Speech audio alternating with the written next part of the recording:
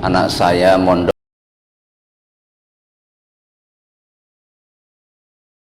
di pondok pesantren MTA,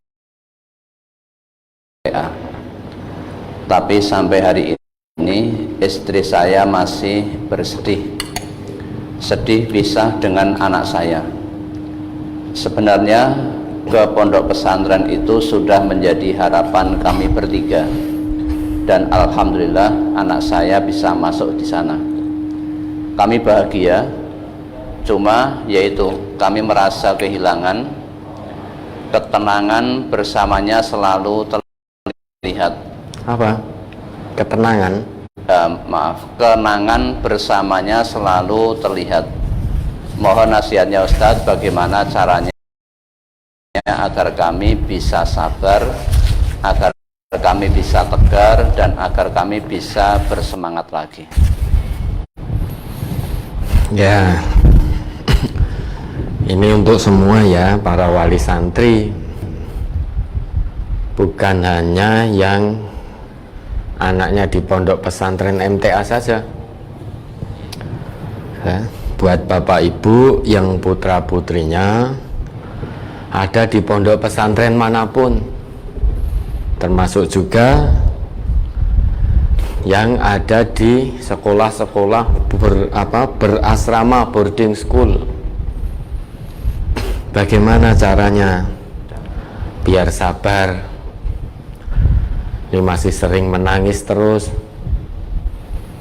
Pertama, wajar pisah dengan buah hati yang biasanya awor, dikeloni setiap saat melihat, makan diambilkan, bahkan ada yang masih didulang, disuapi. Kemudian kok tiba-tiba berpisah, masuk kamarnya, anaknya nggak ada, tetapi terbayang terus anaknya ada di situ. Ya. Makan tak enak, tidur tak nyenyak, ingat anaknya terus. Kemudian menangis. Ya.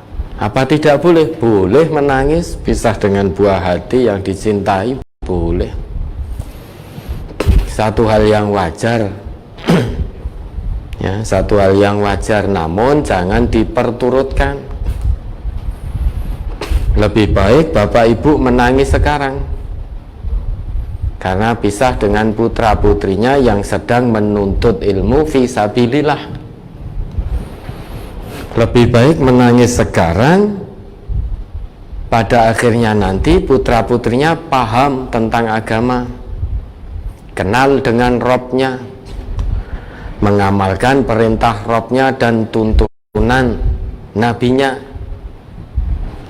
Sekarang tangis sedih karena berpisah, pada akhirnya nanti akan nangis bahagia karena putra putrinya kenal dengan Allah, tahu ketetapan agama, perintah agama, tuntunan agama, sholatnya terjaga 5 waktu, bahkan sholat-sholat sunnahnya juga istiqomah dilakukan, qiraatul Qur'annya, murojaahnya, tahfidnya terjaga, akhlaknya terjaga 24 jam, yang waktu di rumah mungkin banyak sendaguro, banyak melakukan hal-hal yang tidak bermanfaat sehingga lalai terhadap kewajibannya terhadap Allah. Ketika di pondok pesantren semuanya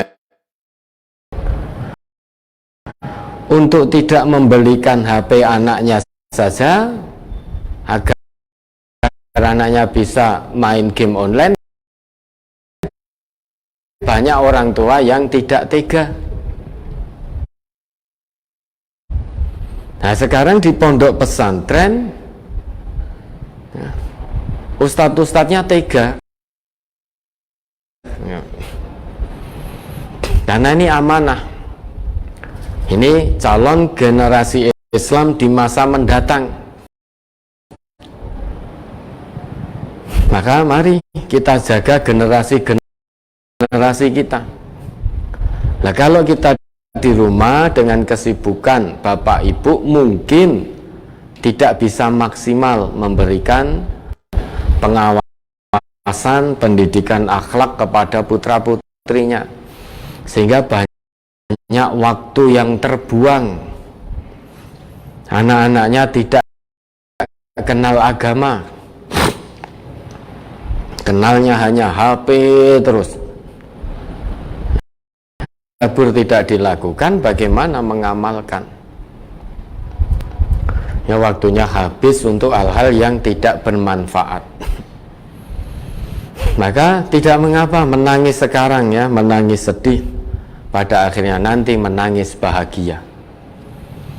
Daripada putra putri bapak ibu di rumah, saat ini kalau di rumah panjenengan bahagia karena tidak berpisah, bisa dilihat setiap saat, bahkan dikeloni setiap saat. Namun karena kesibukan bisa jadi membuat kita lalai, lengah, sehingga lupa bahwa anak-anak ini adalah amanah dari Allah yang harus kita jaga. Amanah ini sebaik mungkin kita rawat, kita jaga, baik penjagaan dalam akhlaknya, pendidikannya, pengajarannya, dan lain-lain sebagainya. Nah, harusnya bapak ibu tidak perlu sedih lagi, bersyukur Allah sudah beri kesempatan kepada panjenengan. Putra panjenengan diberi kesempatan oleh Allah untuk mengenyam pendidikan dan pengajaran di pondok pesantren, sehingga jauh dari hingar-bingar dunia, jauh dari kemaksiatan duniawi. Ya, sekarang kita lihat anak-anak seusia mereka, pergaulan di luar seperti apa bisa kita lihat. Sangat-sangat memprihatinkan, sangat mengkhawatirkan. Anak-anak seusia mereka, seusia anak-anak kita yang saat ini sedang mondok, itu banyak yang salah pergaulan, lesannya kotor. Setiap ngomong kebun binatang keluar semua nama-nama hewan yang ada di kebun binatang. Lesannya kotor. Ini kenapa? Karena pergaulannya tidak terkontrol, semuanya masuk. Maka bersyukurlah, daripada anak di rumah tidak kenal Allah, tidak kenal agama, tidak mengamalkan agama secara kafah, sehingga pada akhirnya nanti panjenengan menangis karena anak tidak kenal Allah, anak tidak kenal agama. Sholatnya keter, dibangunkan untuk sholat marah-marah, diingatkan untuk qiraatul Quran marah-marah, diminta berhenti dari main game online-nya marah-marah, berani pada orang tuanya, sehingga pada akhirnya banyak orang tua yang menyesal, menangis, sedih karena anaknya tidak kenal Allah, tidak kenal kewajibannya terhadap Allah. Maka memondokkan anak itu harus ikhlas.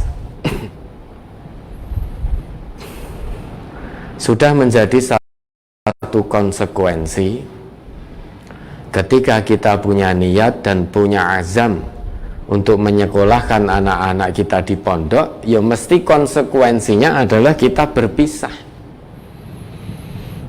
Dipisahkan, jarak fisik tidak bertemu, namun hati senantiasa selalu bertemu. Nah, sekarang banyak orang tua niatkan anaknya mondok karena menyadari kesibukannya. Bapak ibunya bekerja, tidak bisa mengawasi anaknya secara penuh, tidak bisa mengawasi akhlaknya, sering tidak teganya, ya, mengajak anak kepada kebaikan itu tidak tega, menyetop anak dari hal-hal yang tidak bermanfaat juga tidak tega. pengen anaknya baik, namun tidak ada waktu untuk mendidik, untuk mengawasi, tidak tega. Maka pengen anaknya baik, disekolahkan di pondok, namun ternyata tidak ikhlas. Ijik pengen weruh terus, ijik pengen weruh terus. Padahal konsekuensi nyekolahkan anak di pondok, di boarding school, ya mesti berpisah secara fisik. Ya kalau tidak pengen berpisah, ya jangan disekolahkan di pondok. Ya cukup disekolahkan yang bisa berangkat dan pulang. Kalau sudah selesai jam sekolahnya pulang, lah nanti masih bisa bertemu. Kalau di pondok atau di asrama boarding school, ya mesti berpisah secara fisik. Nah kalau tidak ingin berpisah namun tetap anaknya ingin di pondok, ya berarti panjenengan ikut pondok, apa begitu? Nah sekarang ini banyak sebetulnya anaknya biasa-biasa saja di pondok, kuat-kuat saja. Namun banyak orang tua yang tidak kuat. Justru yang tidak kuat mondok itu orang tuanya. Teringat masih nangis, saking tidak kuatnya pengen lihat anaknya terus. Yang menjadi korban siapa Ustaz? Ya ustadz-ustadznya di pondok, diuyak-uyak, diupiak-upiak terus. Minta tolong Ustadz, mohon divideokan anak saya, minta difotokan anak saya karena saya sudah kangen, dan lain sebagainya, dan lain sebagainya. Coba sekarang kalau setiap wali santri begitu saat ini ada, ya di SMA berapa muridnya Ustaz boarding school? Yang putra 420, putri ya sekitar 590-an. Total Ya, hampir 1000. Hampir 1000 yang di boarding school di SMA kita. Setiap anak nguyak-nguyak ustadznya untuk memvideokan anaknya, memfotokan anaknya agar dikirim. Coba waktunya ustadz habis monggo video buat moto, terus kapan memberikan pendidikan dan pengajarannya? Karena ada 1000 santri dan santriwati, ada 1000 santri dan santriwati di pondok MTA saat ini sekitar 500 sekian, 529 atau 519 itu. Coba kalau setiap saat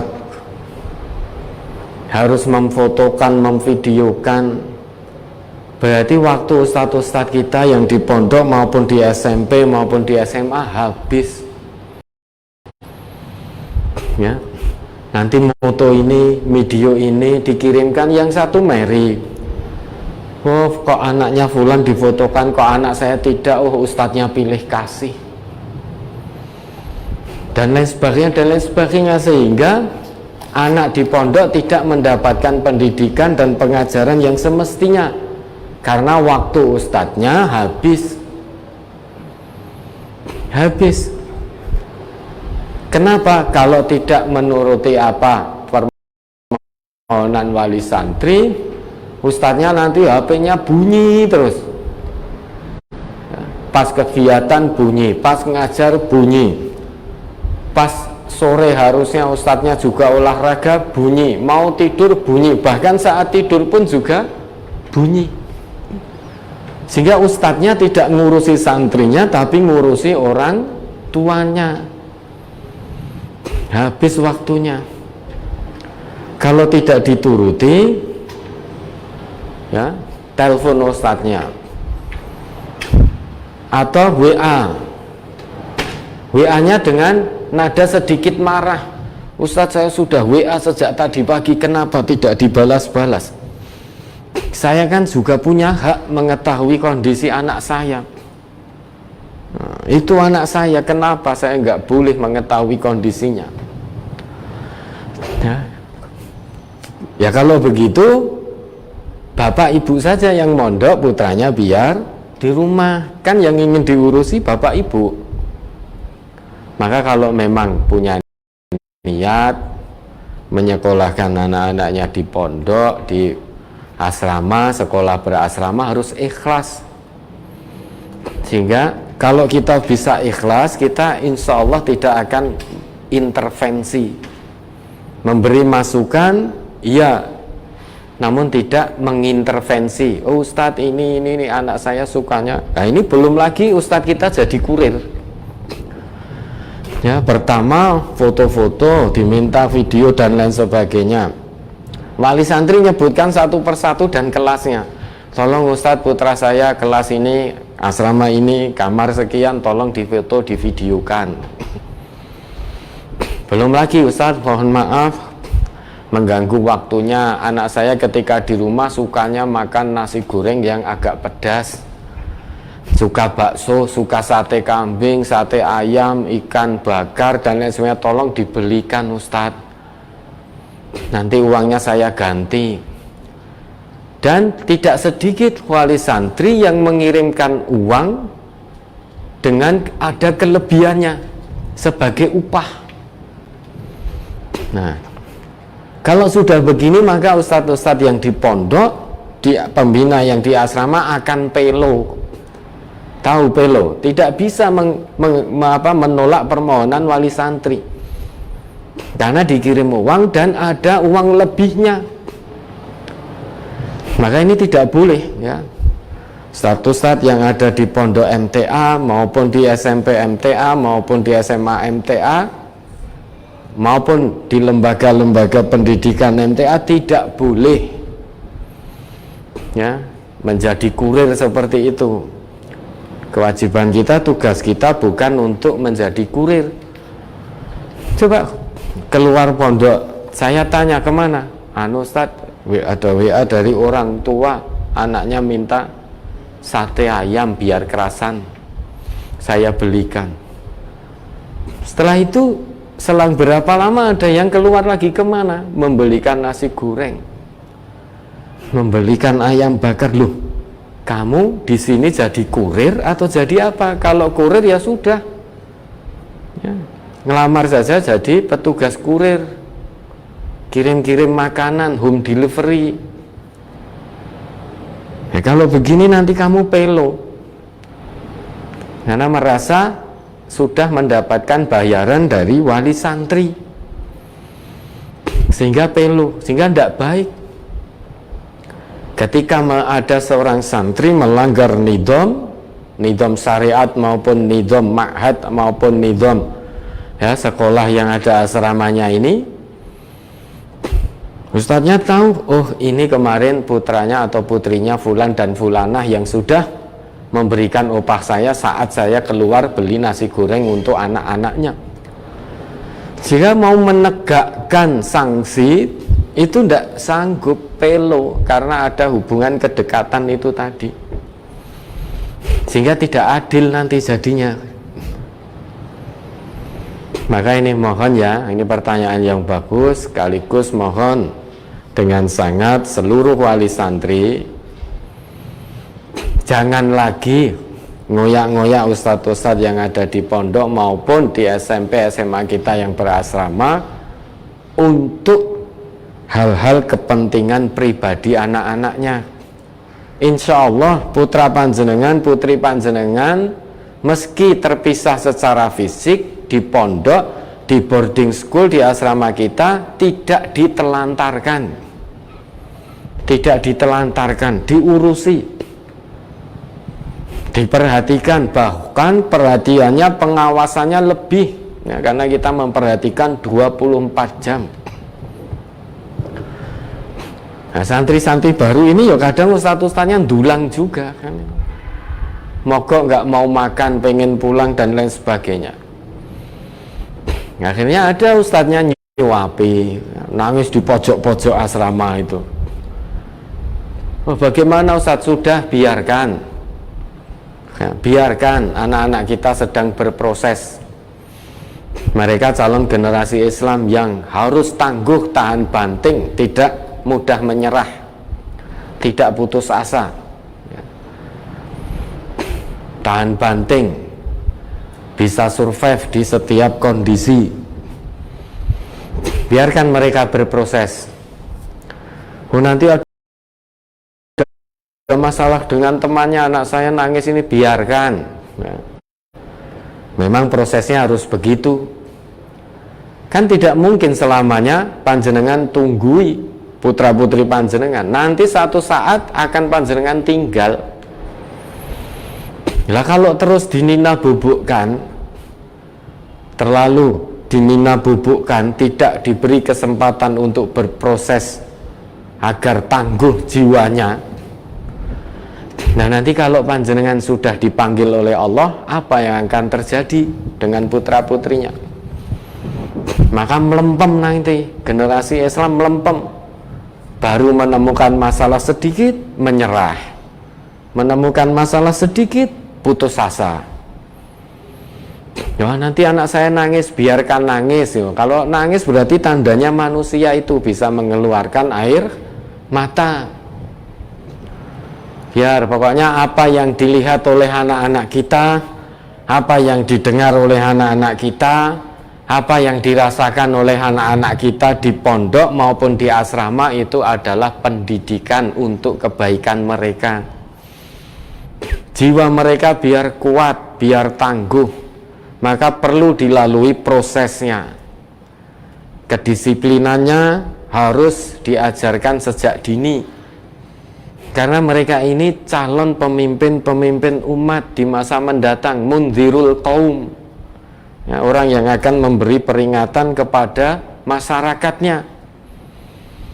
Ya kalau lemah, ya, jiwanya lemah, sedikit-sedikit menyerah, bagaimana mungkin bisa menjadi mundzirul qaum? Nanti ketika kembali ke masyarakatnya harus berdakwah, misalkan ke pelosok. Oh enggak mau, wah pelosok jalan kaki ini, wah enggak mau, saya maunya dakwah di tempat yang enak-enak saja, ya, yang mudah dijangkau, kemudian diantar jemput, tempatnya ber-AC, makanannya enak.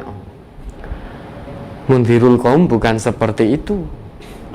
Toh kita diperintahkan oleh Allah menyiapkan generasi yang kuat, jangan menyiapkan generasi yang lemah. Generasi yang kuat itu menjaga sholatnya dan tidak memperturutkan hawa nafsunya. Itu generasi yang kuat. Nah, untuk menuju ke arah sana ada prosesnya. Proses harus penuh dengan kedisiplinan, harus taat aturan. Kita sebagai orang Islam, hamba Allah yang beriman, itu juga harus taat aturan Allah. Allah kan turunkan aturan untuk kita taati agar kita menjadi baik. Ya. Anak-anak kita juga begitu, sebagai generasi Islam dikenalkan aturan sejak dini. Bertanggung jawab dari hal-hal yang sangat kecil. Karena dia nanti akan bertanggung jawab pada hal-hal yang besar. Bertanggung jawab terhadap agamanya, bertanggung jawab terhadap keluarganya, bertanggung jawab terhadap masyarakatnya, bertanggung jawab pada bangsa dan negerinya, ya. Bertanggung jawab pada hal-hal yang besar. Maka perlu dikenalkan tanggung jawabnya, kedisiplinannya sejak dini. Maka tidak mengapa nangis. Apa yang di pondok yang dimakan, ya biar itu yang dimakan. Jangan ngoyak-ngoyak ustadznya untuk membelikan ini itu dan memberi upah.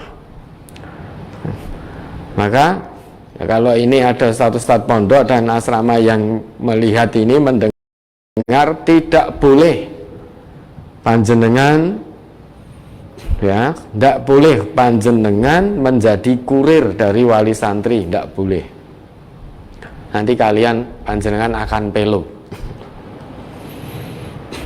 Nah, nanti pondok berita-berita informasi resmi terkait keadaan putra putri panjenengan, itu nanti informasi resmi dari pondok maupun dari sekolah maupun dari asramanya. Jangan sendiri-sendiri, nanti kalau sendiri meri. Di SMA tadi ada 1000, nanti satu yang di video, satu yang di foto, nanti yang 999 Mary. Nah, sehingga guru-gurunya habis waktunya untuk memfoto, untuk memvideo, untuk keluar masuk, mencarikan makanan, mencarikan barang yang disukai oleh putra-putrinya. Nah, kalau tidak dituruti marah-marah. Apakah ada yang marah-marah? Kemarin ada. Qadarullah kebetulan anaknya jatuh. Anaknya jatuh, tangannya sedikit retak. Prosedur sudah ditempuh. Pondok sekuat tenaga ya, mengantarkan ke rumah sakit, menunggui dan lain sebagainya. Ada orang tuanya yang telepon langsung marah-marah. Kenapa anak saya tidak diperhatikan? Kenapa bisa jatuh? Kenapa bisa jatuh? Terus gimana? Lawang kita tidur di atas saja, ya tidur loh bisa jatuh gelundung kok. Nah sekarang tidak mungkin. Ustadznya yang jumlahnya terbatas, ya. Ketika anak putra panjenengan lari-lari main sepak bola digondeli biar tidak jatuh, itu tidak mungkin. Main sepak bola jatuh, kemudian salah jatuh, tangannya patah, ya wajar. Kalau tidak mau begitu ya jangan main sepak bola. Sudah tidur saja kan itu. Marah-marah, kenapa anak saya bisa jatuh? Kenapa jatuh sampai tangannya patah? Apa kerjaannya ustadz-ustadz ini? Hanya diam saja tanpa memperhatikan. Ini kan luar biasa. Nah sudah kita bawa ke rumah sakit, telepon langsung marah. Kenapa harus dibawa ke rumah sakit? Prosedurnya lama sekali. Wah sudah luar biasa. Maka mondok itu semuanya harus ikhlas. Guru-gurunya ikhlas mendidik dan mengajar putra-putri panjenengan. Ya termasuk ikhlas itu tadi. Sudah berusaha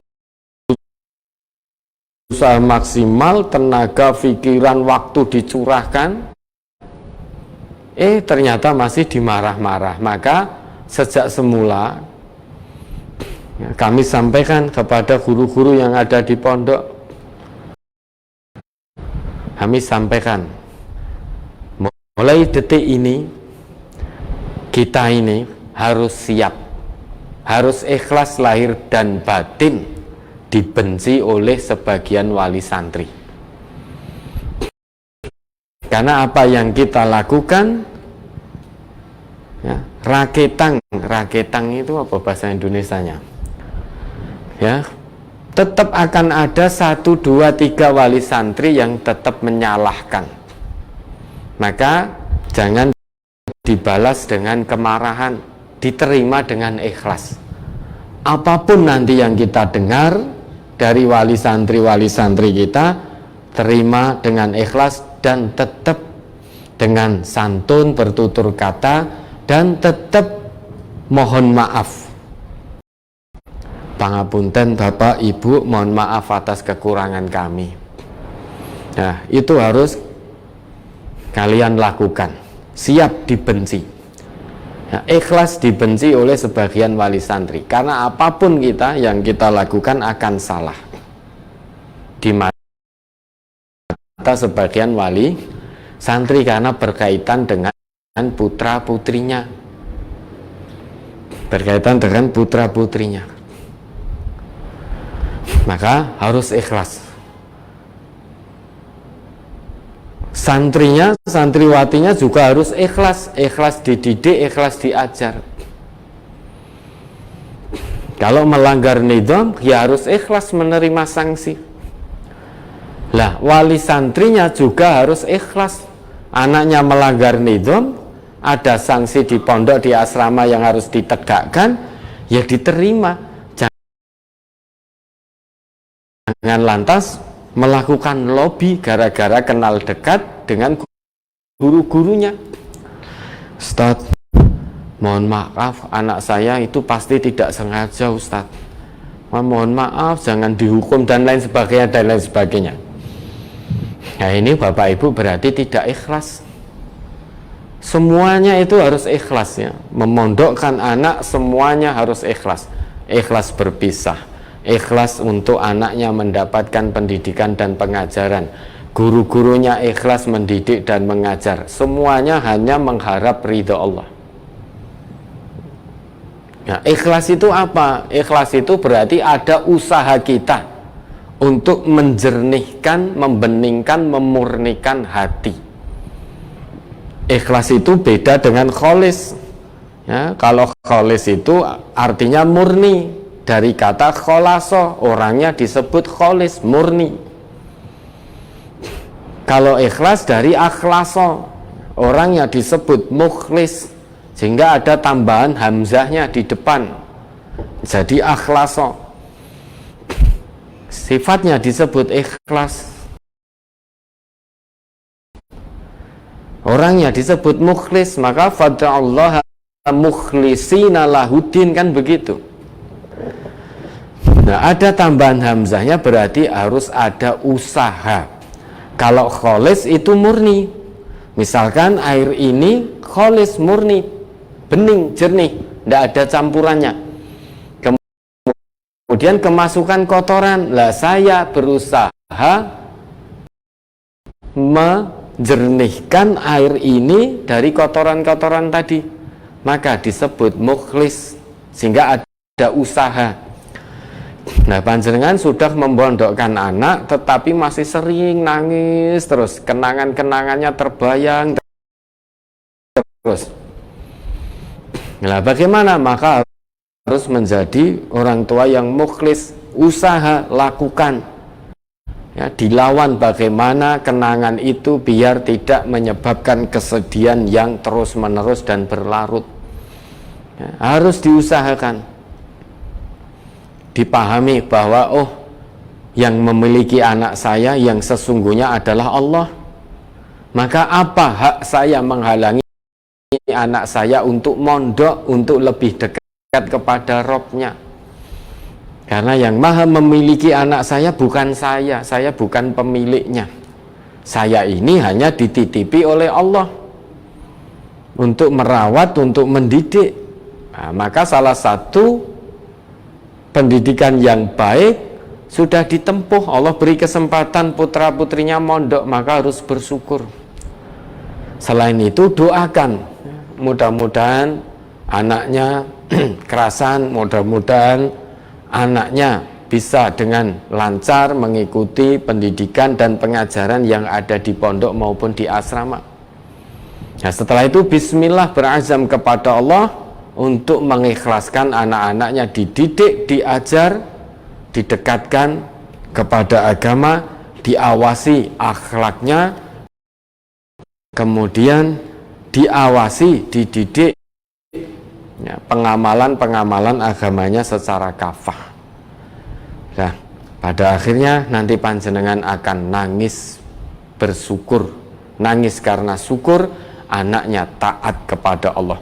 Lebih baik nangis syukur, nangis bahagia karena anak taat kepada Allah dengan mondok, dengan asrama, daripada kita menangis anak tidak kenal agama, tidak kenal Allah, tidak kenal sholat, tidak kenal qiraatul Quran, jauh dari jalan Allah meski anak kita di rumah.